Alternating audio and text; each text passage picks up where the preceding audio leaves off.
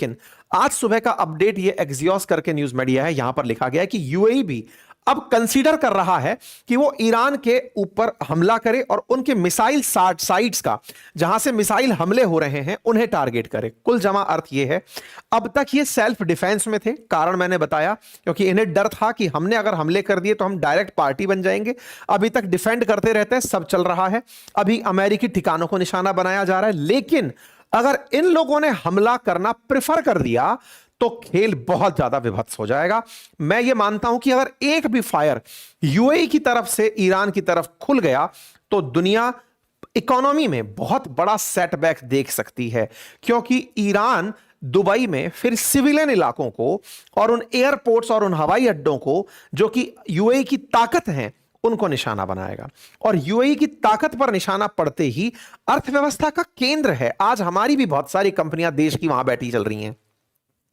America, US, Russia, China, तमाम देशों की कंपनियां इस समय मिडिल ईस्ट में बैठी हुई हैं, बुरी तरह से प्रभावित हो जाएंगी। खैर, अब देखना होगा कि यूएई इस बात को कंसीडर कर रहा है, इसका प्रभाव क्या निकलता है। यूएई ने अपनी तरफ से एक बात बोली है कि हमें अपनी आत्मरक्षा का कंप्लीट अधिकार है, हम कब तक गोले बमबारू सहन करते रहेंगे। आपको क्या लगता है, अमेरिका इस बात में इनको सपोर्ट करेगा? 100% सपोर्ट करेगा। अमेरिका चाहता है कि तुम लोगों के ऊपर हमले हो, थोड़ा तुम्हारा घमंड नीचे आए, तभी तो जाकर मैं गाजा बसाऊंगा और गाजा बसा करके उसको तुमसे पैसा लेकर के शांत देश बनाऊंगा जहां ईरान नहीं होगा। ये सारी तैयारियां चल रही हैं। मिडिल ईस्ट में जितना भी इन्होंने पैसा कमाया था, अब वो इनके पास उपलब्ध संसाधनों से चर्चा का विषय बन गया। लेकिन अब सवाल यह आता है कि साहब, इनके पास मसाला भी है क्या लड़ाई झगड़े का? तो इन लोगों ने हमेशा डिफेंसिव अप्रोच अपनाई। सऊदी अरब ने अपने पास में डिफेंसिव अप्रोच में फाइटर जेट्स वगैरह सब हैं, लेकिन सब थाड़ लेकर बैठे हैं। यूएई थाड़ लेकर बैठा है, सऊदी थाड़ लेकर बैठा है, कतर और कुवैत जो है वो पैट्रियट मिसाइल लेकर बैठे हैं। ये सब अमेरिकी मिसाइलों पर जीवित हैं। थाड़ और ये क्या होते हैं?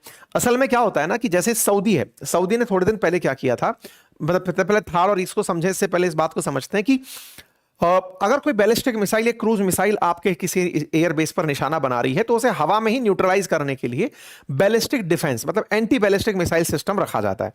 एंटी बैलिस्टिक मिसाइल सिस्टम में उदाहरण में आसान होगा समझना S-400 को, कि S-400 जैसे चाइनीज हमारे पास है, ऐसे इन लोगों ने अमेरिकी S-400 जिसका नाम थार है वो इन लोगों ने अपने यहां अपॉइंट किया हुआ है।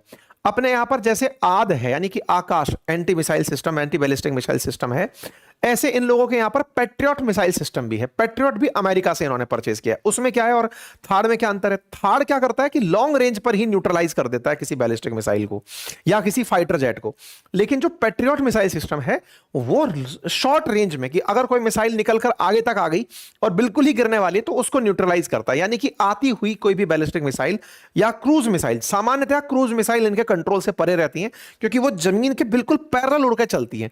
जब रडार उन्हें ट्रेस नहीं कर पाता कि भाई ये अब हमारे ऊपर गिरने वाली हैं, तो क्रूज मिसाइल सबसे ज्यादा नुकसान पहुंचाने वाली मिसाइलें कंसीडर की जाती हैं। फिर भी हाइपरसोनिक मिसाइल, उनमें इनका रेस्पॉन्स सिस्टम फेल मार जाता है। तो ऐसे में थार्ड और अभी तक मतलब ये जो पैट्रियट मिसाइल सिस्टम है ये इनको सुरक्षा देता आ रहा है और ये सब देश अपने पास यही सब लेकर बैठे हैं। हाल ही में क्या किया, सऊदी अरब ने चाइना से लेजर सिस्टम मंगवाया कि सर मुझे ना लेजर सिस्टम दो, मैं बहुत महंगा पड़ रहा है मेरे लिए ये मिसाइल सिस्टम, क्योंकि एक एक मिसाइल जो इन पैट्रियट में इनमें चलती है मिलियंस ऑफ डॉलर की होती हैं। तो बोले साहब लेजर दे दो, हवा में खत्म कर देंगे। लेकिन ये लोग भूल गए थे चाइना में रेगिस्तान नहीं है जहां पे उसे युद्ध करना है। ये लोग तो रहते रेगिस्तान में है और लेजर के साथ दिक्कत क्या है कि लेजर बीम में अगर किसी भी प्रकार से मतलब डस्ट पार्टिकल फंस गए या हाइपर हीट फंस गई तो लेजर डेविएट हो जा रही है इन लोगों की। तो इनके द्वारा मंगाया गया चाइनीज सिस्टम फेल मारा, तो इन्होंने अमेरिकी सिस्टम थार मंगाया। थार इन्होंने $15 बिलियन के अंदर मंगवाए थे खुद की सुरक्षा के लिए। अभी जो सऊदी के पास थार कम काम कर रहे हैं वो पर्याप्त मात्रा में नहीं है। ये पूरे टाइम ईरान से अगर हम पर हमला हुआ तो उसकी बचत में अमेरिका से सुरक्षा मांगते आ रहे थे और अमेरिका ने इनको खूब माल बेचा है।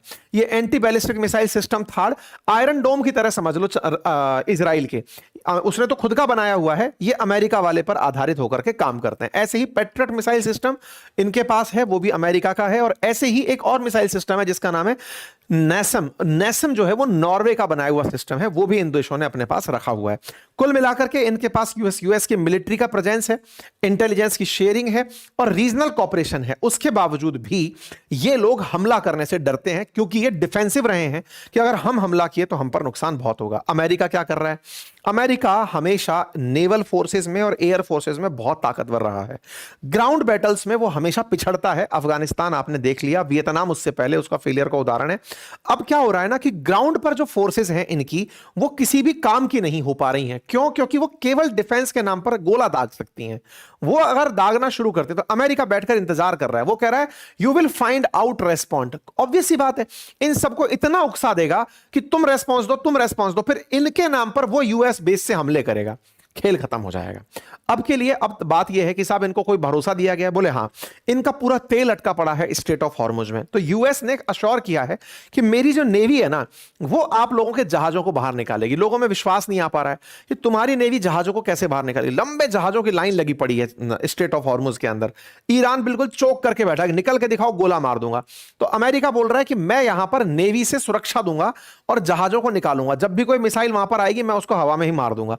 अब देखना होगा कि तेल के खेल में ये लोग कैसे सुरक्षा दे पाते हैं। अगर एक भी मिसाइल किसी टैंकर पर ढंग से गिर गई तो स्ट्रेट ऑफ हॉर्मुज वैसे भी बंद हो जाना है, आग लग जानी है, तो बाकी तेल के टैंकर दूर ही खड़े रह जाने।